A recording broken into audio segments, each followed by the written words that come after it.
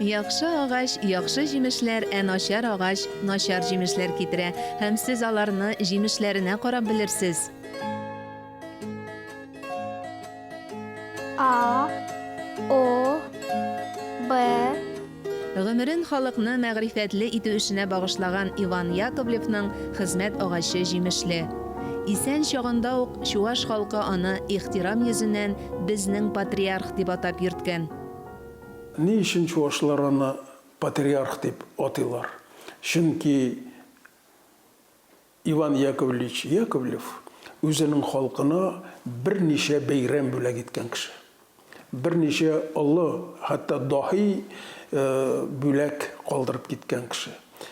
Кешенең иң зур уйлап тапкан әйбере ул да булса әлифбасы, алфавиты. Менә Чуаш халкына Чуаш әлифбасын бүләк итү монардан да зур бүләк була алмый кешедән үзенең халкына. Чөнки әлифба белән китаплар языла, китапларда халкның һәм үткәне, һәм бүгенгесе, һәм киләчәккә өмете. D, E, Yo. Даһи бүләк чуашларның беренче әлифбасы Казан шәһәре типографиясендә басылып чыга. Яковлев алфавиты белән ул сразу китаплар баса. Иске алифбаның төп нөксәләре музейда, архивларда саклана. Беренче китапларга хәрефләр генә туплап бирелсә, соңрак рәсемле алифбалар да басыла башлый. Беренче рәсемле алифбаны Иван Яковлевның укучысы, Чуаш халкының тукае Константин Иванов әзерләп бастыра. Иван Яковлевич Яковлев пиде хизепле щин. Иван Яковлев халкыбызның мәшһүр шәхесе. Алфавитка Ш, Ү авазларын ул үзе уйлап исти. О һәм авазларын алман транскрипциясеннән ала. Чуваш халкы аны Яковлев алфавиты дип йөртә. S, Ш, Т, У, Ü. Яковлевның дәвамчылары тырышып туган телен өйрәнә. Нәкъ шул хакта Чуаш халкын белемле, тәрбияле итәргә, Чуашны чуаш итеп танытырга хыялланып яшәгән, шуңа бөтен гомерен багышлаган. У, Ü, Ф. Иван Яковлев 1848 елны Сембер губернасы Буа уезе, хәзерге Тәтеш районы Кошки Яңатимбай авылында туа. Ул Емырка көнендә туа, Пасхада. Чуашлар шана Пасхада туган кеше, ул бик бәхетле кеше, озын гомерле, бәхетле, бай кеше була ди. Тугаш ике көндән әнисе үле. Әнисе артынан Ваняны ятим калдырып, әтисе дә китеп бара. Ятимне күрәсең, бөек шәхес буласы кешеләргә хас язмыш. Аны Пахом Кириллов гаиләсе үзенә сыендыра. Бәхетсезгә вакытсыз дигәндәй 3 яшенә җиткәндә карап үстергән әнисе дә бакыйлыкка күчә.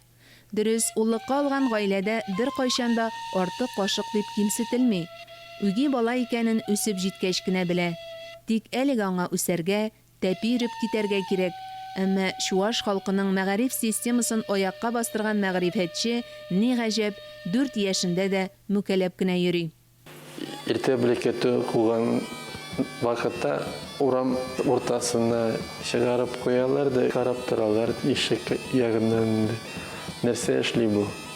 Хәзер анда кәҗәләр, милсарлар чыга бит инде урам уртасына. Бер тәкәнен тута да шул кыйрындан атлап чаба, сразу чаба ул. Бер йөреп киткән Иван Яковлевны туктатып булмый. Адым-адым тарт сукмактан иксез-чиксез белем юлына омтыла. Хуҗалык эшләрендә булыша, көтә, Ваняны татар телендә сөйләшергә, чыбыркы, чабата үрергә, флейтада уйнарга өйрәткән остазы Хәким исемле көтүче була. Тормыш университеты дәресләрен аңа кичкенәдән үги әтисе Пахом сеңдерә. Иван Яковлевның беренче рәсми уку йорты Иске Борындык өяз училищесы, аннары Сембер гимназиясендә җир үлчәү курсларын тәмамлый.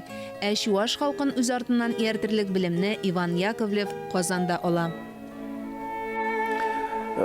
Яковлев энциклопедик кеше.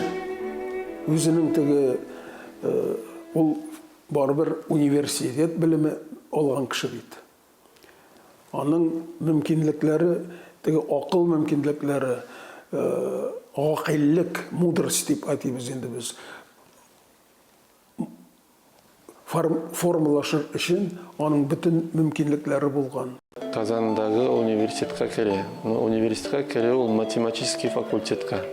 Беренче ел укыганда, икенче ел тагын прошение яза, уже историко-филологический факультетка укырга кере. Вот шул вакытларда инде ул Семберде неткен яшәгән вакытта балаларны укытып карый. Үзен авылда аныкын бер-ике малайны шул Сембергә алып барып, иде укыта ул. Укытучылык эшенә гимназия чорында ук керешә. 1868 елда Яковлевның шәхси мәктәбендә беренче дәресләр башлана. Башлап җибәргәндә укучылары бик аз була. Өстәлебездә әлегә 7 кашык, тиздән 70 булачак дип яза ул укучыларының артачагына ышанып, көндәлекләрендә, таныш-белешләренә язган хатларында. Аның 2000гә якын хаты сакланып калган. Иван Яковлев Россия һәм чит ил галимнәре, музыка белгечләре, рәссамнар белән языша. Аларның төп темасы туган халкын белемле итү. Казанда укыган вакытта Иван Яковлев профессор, танылган көнчыгыш белгече Николай Ильминский белән таныша. Үз мәктәбен булдырып, миссионерлык эшен мәгърифәт аша алып барган Ильминский Иван Яковлев язмышында хәлиткеч роль уйный. Чуваш алифбасын төзүгә этәргеч бирә. Хәләл җефете Екатерина Бобровникова да Ильминский гаиләсендә тәрбияләнә.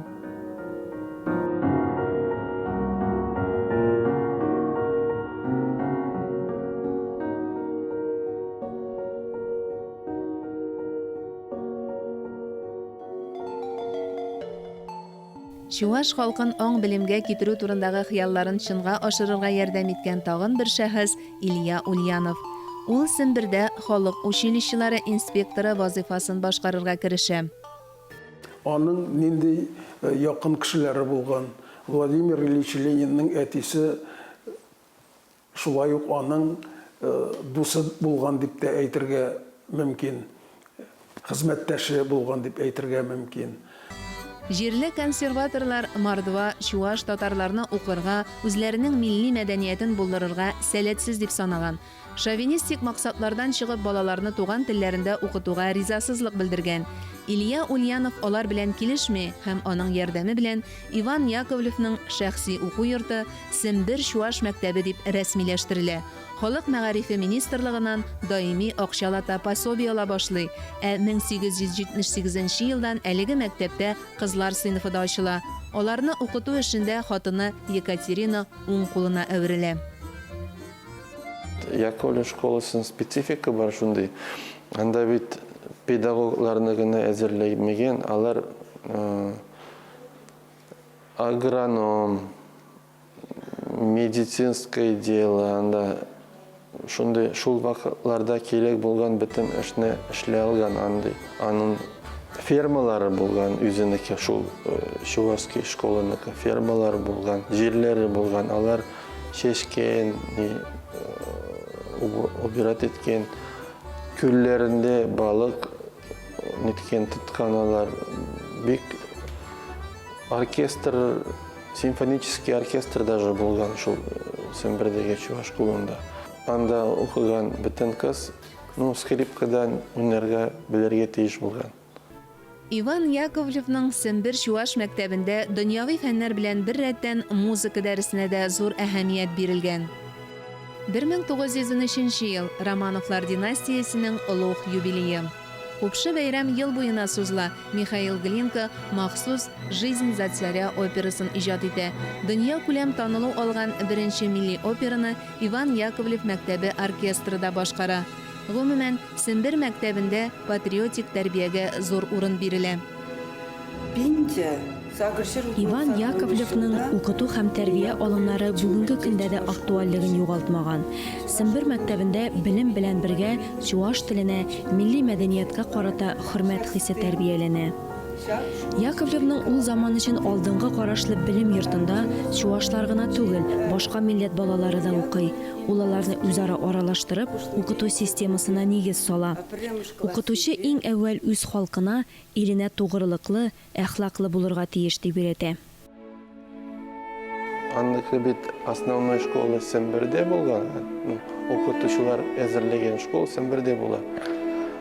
Анын учениклары шул Россиядагы революционный процессларга бик актив катнашалар.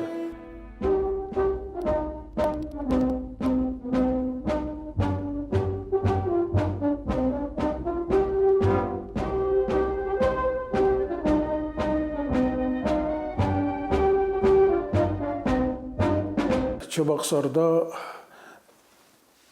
педагогия институтының исеме ол Яковлев исеме. Хаклы рәвештә, чынлап та чуашларга билимгә, зур билимгә юл ачкан кеше Иван Яковлевич Яковлев. Педагогия институтына аның исемен бирү шулай ук зур мәгънәгә ия. Чөнки педагогия институтында укытучылар тәрбияләнә. Укытучы ул һәр вакыт кеше җанының инженеры. Ягъни Иван Яковлевич Яковлевның эше бик күп укытучылар аша бүгенге көндә дә чуаш халкына хезмәт итә. Аның мәгърифәтлелеген, аның мәдәниятлелеген күтәрүдә ярдәм итә. Біз бик истәлекле урында басып торабыз. Институтка килеп кергән һәр кемне Иван Яковлевның укучылары белән төшкән рәсеме каршы ала. Ул әйтерсең лә үз карашы белән белем алырга, фән белән шөгыльләнергә фатихасын бирә. Иван Яковлев әлбәттә бик мәгърифәтче, чуаш халкының милли үзаңын тәрбияләгән шәхес. Тәрбия рухи кыйммәтләр белән бергә үрелеп бара. Шуны аңлап, Иван Яковлев изге китап Библияны чуаш теленә тәрҗемә итә.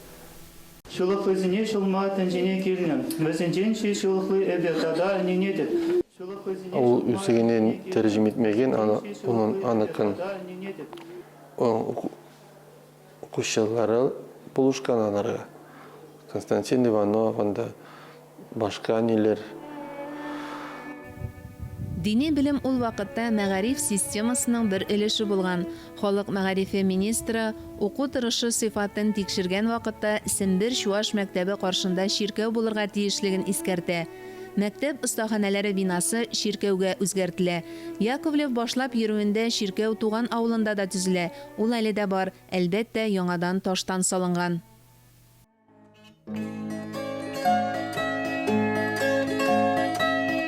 Фильм музей әндәвел Иван Яковлев. Кошки Яңа Тимбай авылы чуаш халкы өчен бик кадерле изге урын. Хәтта без аны үзара чуашларның Мәккәсе дип тә йөртәбез.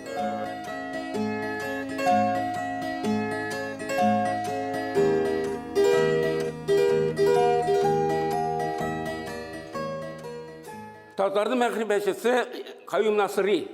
Чуаштан инде ул Иван Яковлевич Яковлев. Biz аны белән горурланабыз. Ул безгә татар чуаш халкы өчен Элиф Баязды. Без аны инде башлангыч мәктәптә укыгандык, өйрәндек аны турында безне шул вакыт әйтәләр укытучылар. Без аны белән горурланабыз. Чөнки ул халыкка яктылыкка чыгарган кеше. Без татарлар, Татарстан кешеләре Яковлев белән шулай ук горурланырга хаклы.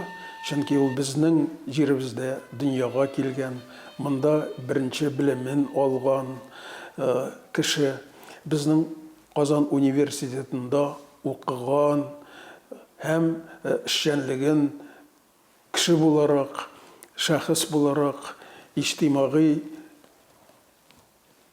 эшмәкәр буларак башлап җибәргән кеше. Иван Яковлевның ярты гасырдан артык гомере Сембердә уза. 50 ел эчендә Чуаш Сембер мәктәбе меңәрләгән укытучы әзерләп чыгарган. Ул бик күп китапларны үз акчасына бастырып тарата.